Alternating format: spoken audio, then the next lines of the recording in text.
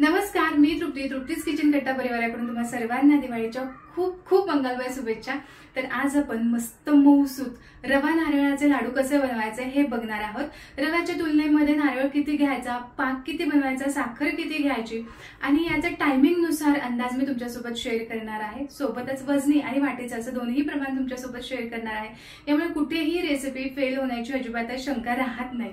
सगळ्या छोट्या मोठ्या टिप्स मी तुमच्यासोबत शेअर करते आहे, त्यामुळे व्हिडिओ शेवटपर्यंत नक्की पहा। व्हिडिओ आवडला तर नक्की लाईक करा आणि तृप्तीज किचन कट्टाला अजून सबस्क्राइब केलं नसेल ना तर पटकन सबस्क्राइब करून घ्या। सुरुवात करूया। दिवाळीमधला कुठलाही फराळाचा पदार्थ असू देत, साहित्यांचं योग्य मोजमाप असेल ना तर पदार्थ अजिबातच फसला जात नाही। म्हणूनच सगळ्या साहित्यांचं प्रमाण मी अगदी तुम्हाला व्यवस्थित सांगते आहे आणि याचबरोबर टायमिंग सुद्धा, किती वेळ भाजून घ्यायचं, किती वेळ पाक शिजवून घ्यायचा, हे सगळंच अगदी डिटेलमध्ये मी तुमच्यासोबत शेअर करते आहे। यामुळे पदार्थ फसण्याची तर शंका राहतच नाही। पण थोडं जरी तुम्हाला कन्फ्युजन वाटलं तर डिस्क्रिप्शन बॉक्समध्ये जाऊन बघायचं, साहित्यांचं सगळं प्रमाण योग्य दिलेलं आहे। नसेल डिस्क्रिप्शन बॉक्समध्ये जायचं तर व्हिडिओ तुम्ही चालू असतानाच मोजमाप लिहून घ्या, म्हणजे पदार्थ तयार करत असताना तुमच्या समोर ती लिहिलेली डायरी असेल। आता इथे ना 2 कप भरून मी रवा घेतलेला आहे। वजनी प्रमाणानुसार तो 350 ग्रॅम भरलाय।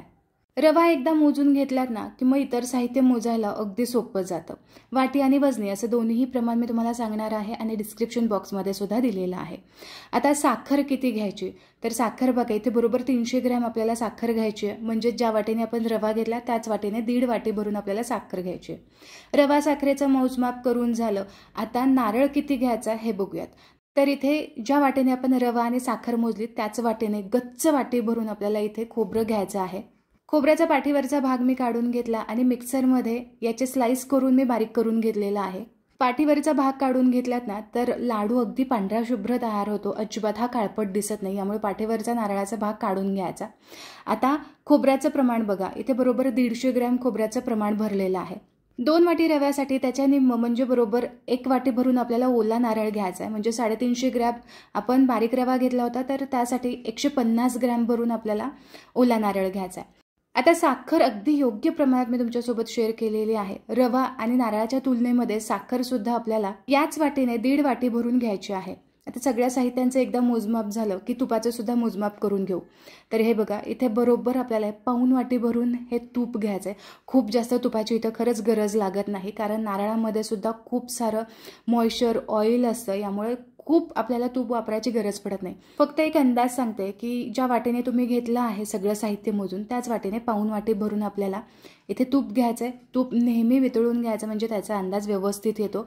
आता वजनी प्रमाण विचाराल तर 125 ग्रॅमच्या आसपास आपल्याला तूप घ्यायचं आहे। सगळ्या साहित्यांचं प्रमाण मोजून झालं। आता मस्त लाडू तयार करून घेऊ। तर इथे मी नुकताच गॅस चालू केलेला आहे। सगळ्यात आधी आपण रवा भाजून घ्यायचा आहे। लक्षात घ्या इथे बारीक रवा वापरायचा आहे, अजिबात लाडवासाठी जाड रवा वापरायचा नाही। रवा भाजत असताना किंवा पूर्ण लाडवाची रेसिपी होत असताना फक्त सुरुवातीला 1 मिनिट भरासाठी हाय फ्लेम ठेवायची। 1 मिनिट झाला की लगेचच गॅसची फ्लेम लो करायची आणि लो फ्लेमवरतीच पूर्ण प्रोसेस आपल्याला करून घ्यायची आहे। इथे 1 मिनिट झालेला आहे। गॅसची फ्लेम मी पूर्णपणे लो केलेली आहे। आता जे तूप घेतलं होतं त्या तुपापैकी अर्ध तूप आपल्याला आत्ताच यामध्ये घालायचं आहे आणि तुपाच्या गुठळ्या मोडत आपल्याला चांगलं हे रव्यामध्ये मिक्स करून घ्यायचं आहे। आता सुरुवातीला इथे अर्ध तूप घातलं की या तुपाच्या गाठी मोडत आपल्याला रवा चांगला भाजून घ्यायचा आहे। पण मी तुम्हाला सजेस्ट करेल की इथे जे मी तुम्हाला प्रमाण सांगते आहे यासाठी एखादा घड्याळ किंवा मोबाईल जवळ ठेवा, म्हणजे तुम्हाला व्यवस्थित टायमिंग बघता येईल। एकदा तूप यामध्ये घातलं की यानंतर सलग 5 मिनिटांसाठी हा रवा लो फ्लेमवरती चांगला परतून घ्यायचा आहे। 5 मिनिटांसाठी रवा इथं परतून झाला। तुम्ही रव्याचं टेक्स्चर बघू शकता, रंग सुद्धा हलकासा बदामी रंग आलेला आहे। आता उरलेलं जे तूप आहे ना ते सगळं तूप आत्ताच आपल्याला यामध्ये घालायचं आहे।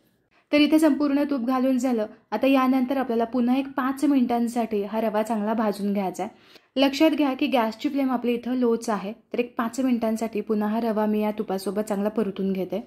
तर आणखीन 5 मिनिटांसाठी हा रवा पुन्हा एकदा मी भाजून घेतलेला आहे। आता तुम्ही रव्याचं टेक्स्चर बघू शकता, जे यामध्ये तूप घातलं होतं ते पूर्णपणे या रव्याने शोषून घेतलेलं आहे। 10 मिनिटांसाठी हा रवा चांगला भाजून झाला की लगेचच आपल्याला यामध्ये नारळ घालायचा आहे। तर यावेळेस सुद्धा गॅसची फ्लेम लोच आहे। लो फ्लेमवरती पुन्हा रव्यासोबत हा नारळ चांगला परतून घ्यायचा आहे। रवा नारळाचा हा लाडू भरपूर दिवस टिकून राहण्यासाठी हा नारळ जो आहे तो व्यवस्थित परतणं खूप गरजेचं आहे। यासाठीच रव्यासोबत हा नारळ लो फ्लेमवरती सलग आपल्याला एक 7 ते 8 मिनिटांसाठी परतून घ्यायचा आहे. आत्ता या मिश्रणाचं ना टेक्स्चर तुम्ही एकदा बघून घ्या, रंग टेक्स्चर बघून घ्या. म्हणजे एक 7-8 मिनिट मी परतून घेतलं की मग तुमच्या लक्षात येईल की नेमकं कुठल्या टेक्स्चरला, कुठल्या रंगावरती हे मिश्रण येतं. नारळ घातल्यानंतर जवळपास एक 7 मिनिट झालेली आहेत. हे मिश्रण मी परतून घेते. हे मिश्रणाची कन्सिस्टन्सी मी जवळून दाखवते. तर इथे तुम्ही बघू शकता मस्त खुसखुशीत असं हे मिश्रण दिसतंय आणि याचा कलरसुद्धा मस्त बदामी असा आलेला आहे. तर एक सुरुवातीपासून ते आत्तापर्यंत एक 17-18 मिनिट झालेले आहेत. इथं मिश्रण आपलं अगदी परफेक्ट असं भाजून झालं आहे. गॅसची फ्लेम मी बंद केली आहे. बंद फ्लेम करून सुद्धा 1 मिनिटभरासाठी हे मिश्रण परतून घ्यायचं, कारण कढई भरपूर गरम असते. हे मिश्रण अजिबातच खाली लागायला नको यासाठी 1 मिनिटभर हे असंच हलवत राहायचं. तर इथे रवा नारळाचं मिश्रण परतून झालेलं आहे. आता पाक बनवायची तयारी करूयात. पाक बनवण्यासाठी इथं मी भांडं गॅसवरती चढवलेलं आहे, पण मी अजून गॅस चालू केलेला नाही. यामध्ये मोजून घेतलेली साखर घालू आणि साखर व्यवस्थित या भांड्यामध्ये पसरून ठेवायची, म्हणजे पाण्याचा अगदी अचूक असा अंदाज येतो. आता साखर पसरून घातली की साखर बुडेल इतपतच यामध्ये पाणी घालायचं आहे. एकदा यामध्ये पाणी घातलं की मग मात्र तुम्ही गॅसची फ्लेम चालू करू शकता. आता गॅसची फ्लेम मीडियम आहे. मीडियम फ्लेमवरती सगळ्यात आधी यामधली साखर विरघळून घेऊ. एक 2 ते 3 मिनिटांमध्ये यामधली साखरसुद्धा विरघळली गेली आणि छान याला उकळीसुद्धा फुटलेली आहे. उकळी फुटायला सुरुवात झाली की गॅसची फ्लेम लो करायची आणि घड्याळसुद्धा लावून ठेवायचं. आता तुम्ही हा पाक जर बघितला तर यामध्ये भरपूर कचरा आहे किंवा यामध्ये भरपूर मळी आहे. तर ही मळी आपल्याला काढून टाकायची. यासाठी 2 चमचे भरून यामध्ये मी दूध घातलेलं आहे. पुन्हा हे मिश्रण चांगलं उकळलं गेलं की यावरची जी मळी आहे ती वरती येते आणि मग ही काढून टाकण्यासाठी अगदी सोयीस्कर जातं. तर एक गाळणी घ्यायची आहे. गाळणीने यावरचा सगळा जो मळी आहे किंवा कचरा आहे तो साईडला काढून घ्यायचा आहे. पाक खालीच राहतो आणि फक्त यावरची मळी आपल्याला सहज काढता येते. तर हे बघा, यामधला भरपूर कचरा निघालेला आहे आणि आता पाक पहिल्यापेक्षा थोडासा जास्त क्लिअर दिसतोय. आता उकळी आल्यानंतर मी तुम्हाला सांगितलं होतं की घड्याळाचं टायमिंग सेट करायचं. तर इथे बरोबर आपल्याला 7 मिनिटांसाठी लो फ्लेमवरती हा पाक शिजवून घ्यायचा आहे. इथे मी घड्याळाचं टायमिंग सेट केलं होतं. बरोबर 7 मिनिट झालेली आहे. लो फ्लेमवरती मी हा पाक शिजवत आहे. एखादा दुसरा मिनिट इकडे तिकडे होऊ शकतो, पण 7 ते 8 मिनिटाच्या दरम्यान तुमचा एकतारी पाक तयार होतो. याचबरोबर या पाकाला अशा पद्धतीने फेस येतो, त्यावेळेस सुद्धा समजून घ्यायचं. जास्त असा फेस आला की इथे एकतारी पाक तयार झालेला आहे. आता थोडासा पाक इथे मी डिशमध्ये काढून घेतलेला आहे. थोडा तो थंड करून घेऊ आणि चेक करू की पाक तयार झाला आहे की नाही. पाक गरम असताना अजिबातच चेक करायचा नाही, तो थोडासा थंड होऊ द्यायचा, म्हणजे अगदी परफेक्ट असा अंदाज येतो आणि ती तारसुद्धा येते. आणि इथे तुम्ही बघू शकता एक तार दिसती आहे, म्हणजेच आपला पाक इथे तयार झालेला आहे. आता इथे फेससुद्धा तुम्ही बघू शकता, भरपूर यावरती फेस आलेला आहे. आता गॅसची फ्लेम आपण बंद करूयात. इथे आपला एकतारी पाक तयार झाला. आता हा गरमागरम पाक लगेचच आपल्याला या रवा नारळाच्या मिश्रणामध्ये घालायचा आहे. तर इथे संपूर्ण पाक मी या रव्यामध्ये घातलेला आहे. आता पटकन हा मिक्स करून घ्यायचा आहे. लक्षात घ्या, इथे कुठेही मी गॅसची फ्लेम चालू केलेली नाही. आता जसं जसं तुम्ही मिक्स करत जाल ना, तसं तसं रवा आहे ना तो पूर्ण पाक शोषून घेतो आणि व्यवस्थित मिश्रण तयार होतं. अजिबात कुठेही पातळ किंवा दाटसर असं तयार होत नाही. अगदी मऊसूत असे रवा नारळाचे लाडू तयार होतात. तर इथे तुम्ही बघू शकता अजिबात यामध्ये गुठळ्या राहिलेल्या नाही. एकदा गुठळ्या पूर्णपणे संपल्या की यानंतर लगेचच यावरती झाकण ठेवायचं. झाकण ठेवून 1 तासभरासाठी हे मिश्रण असंच आपल्याला मुरत ठेवायचं आहे. अधूनमधून तुम्ही हे हलवून घेतलं तरीसुद्धा चालेल. तर जवळ आसपास 1-1.25 तास झालेला आहे. मध्ये मी 2दा मिश्रण हे हलवून घेतलं होतं. आता हे मिश्रण तुम्ही बघू शकता, असं मस्त मोकळं आणि मऊसूत असं वाटतं. जसं खावा असतो ना, अगदी तसंच याचं टेक्स्चर होतं. आणि आता जर याचे लाडू तुम्ही बांधायला गेलात तर सहज लाडू बांधले जातात. एक महत्त्वाची गोष्ट, रवा थोडासा कोमट असताना किंवा हे मिश्रण थोडंसं कोमट असतानाच ना लाडू बांधायला घ्यायचं. जर पूर्ण मिश्रण इथं थंड झालं तर मात्र लाडू बांधण्यासाठी ना थोडासा जास्त वेळ लागू शकतो किंवा पटकन हे लाडू वळले जात नाहीत. आता हे मिश्रण पूर्णपणे आपल्याला मोकळं करून घ्यायचं. यामधल्या ज्या काही गुठळ्या निर्माण झालेल्या असतात त्या मोकळ्या करून घ्यायच्या. तर हे बघा, यामध्ये इलायची आणि जायफळची मी इथं पूड घातली आणि सगळं मिश्रण मी चांगलं एकजीव असं मिक्स करून घेतलेलं आहे. मस्त खव्यासारखं हे दिसतंय. आता याचे लाडू बांधायला घेऊयात. आता यामध्ये मी कुठलेही ड्रायफ्रूट्स घालणार नाही आहे. फक्त सजावटीसाठी पिस्त्याचे काप आणि थोडेसे चारोळे मी इथं घेतलेले आहेत. जो रवा आणि नारळाचा जो स्वाद आहे ना तो मला असाच टिकून ठेवायचा आहे. उगीच ड्रायफ्रूट्स घालून तो स्वाद मला अजिबात डिस्टर्ब करायचा नाही. पण तुम्हाला जर आवडत असेल ना तर यामध्ये तुम्ही तुमच्या आवडीनुसार ड्रायफ्रूट्स थोडेसे तुपामध्ये परतून घालायचे. आता सगळे लाडू एकसारखे वळता यावे यासाठी एक छोटीशी वाटी घ्यायची, त्यानेच सगळं मिश्रण मोजून घ्यायचं, म्हणजे सगळे लाडू एकसारखे वळले जातात. लाडू वळत असतानाच यावरती ड्रायफ्रुट्सचे काप लावून घ्यायचे, म्हणजे अजिबात हे निखळून खाली पडत नाहीत. तर इथे परफेक्ट असा रवा नारळाचा लाडू इथे तयार झालेला आहे. तुम्ही बघू शकता, मस्त दिसतोय. आता अशाच पद्धतीने सगळे लाडू इथे मी तयार करून घेते.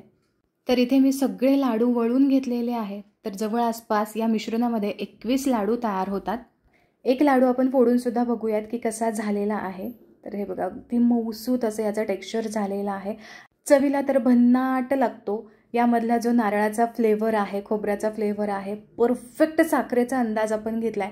तुपाचं प्रमाणसुद्धा कुठेतरी खूप जास्तच झालं आहे किंवा खूप कमी झालं आहे, इथं अजिबातच असं झालेलं नाही. यामुळे तुम्हाला अगदी प्रमाणबद्ध अचूक असे रवा नारळाचे लाडू बनवायचे असतील ना, तर ही रेसिपी जशीच्या तशी फॉलो करा. आता या सगळ्या लाडवांचं वजनी प्रमाण किती भरलेलं आहे हे सुद्धा आपण चेक करू. पण याआधी जर तुम्हाला हे लाडू गिफ्ट म्हणून कोणाला द्यायचे असतील ना, तर कसे रॅप करायचे हे सुद्धा बघू. हे लाडू अगदी सुंदर अशा पद्धतीने रॅप करून घेण्यासाठी ऑडीचा युनी रॅप पेपर इथे मी वापरलेला आहे. हवा तितका पेपर मी कट करून घेतला. आता याचे 3 भाग होतील असा हा फोल्ड करून घ्यायचा आणि हा पेपर आपल्याला 3 भागांमध्ये कट करून घ्यायचा आहे. तर या पेपरचे 3 भाग करून घेतले. आता हा पेपर आपल्याला गोलाकार भागामध्ये कट करून घ्यायचा. यासाठी अशा पद्धतीने हा फोल्ड करायचा आणि याचे जे कोपरे आहेत ते आपल्याला कट करून घ्यायचे. तर इथे तुम्ही बघू शकता, इथे गोल असा पेपर कट झालेला आहे आणि अशाच पद्धतीने मी आणखीन पेपर कट करून घेतले. आता आपल्याला 2 सेम आकाराच्या वाट्या लागणार आहे. यामध्ये हा पेपर ठेवायचा आहे, म्हणजे याला बरोबर गोल आकार येईल. हा ऑडीचा युनी रॅप पेपर रिहिटेबल आहे, नॉनस्टिक आहे, ग्रीस प्रूफ आहे, ओव्हन सेफ आहे आणि याचबरोबर सगळ्यात महत्त्वाचं इको फ्रेंडली आहे. म्हणजेच this is healthier way to wrap the food. तर इथे वाटे ठेवून मी पेपर सेट करून घेतलेला आहे. आता यामध्ये आपण लाडू ठेवूयात आणि तुम्ही इथे बघू शकता, ऑडीच्या या युनी रॅप पेपरमध्ये हा लाडू ठेवल्यानंतर हा किती सुरेख दिसायला लागलेला आहे. आणि असा मिठाईचा बॉक्स जर तुम्ही समोरच्याला दिला तर समोरचा का नाही खुश होणार. आता संपूर्ण लाडूचं वजनी प्रमाण सुद्धा बघूयात. यासाठी या भांड्याचं वजन मी मायनस करून घेतलं. यामध्ये लाडू ठेवू. तर हे बघा, सगळे लाडू यामध्ये मी ठेवलेले आहेत. जवळपास 900 ते 1 किलोच्या दरम्यान हे भरतात. आशा करते की रवा नारळाची ही रेसिपी तुम्हाला उपयुक्त वाटली असेल, तुम्हाला ही रेसिपी आवडली असेल तर नक्की लाईक करा. पुन्हा भेटूया अशाच एका मस्त रेसिपीसोबत. तोपर्यंत स्वस्थ रहा आणि मस्त मस्त खात रहा.